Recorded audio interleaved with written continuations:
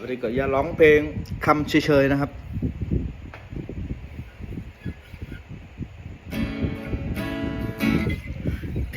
คำมันรักเอง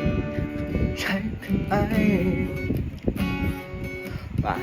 กันมันเป็นไหนใช่ฟังมันไปพูด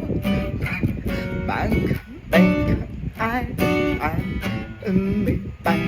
ไม่คล้ายเราอาจเป็นแต่ว่าเขากันมันเอาผูกพันจนกว่าจะอธิบายบางทีมันสอนบาง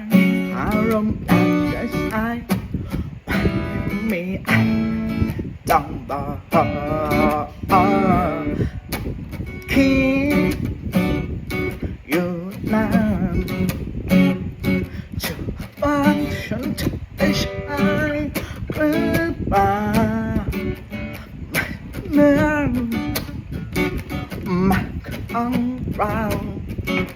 เหมือนเพียงเอาต้องการนาน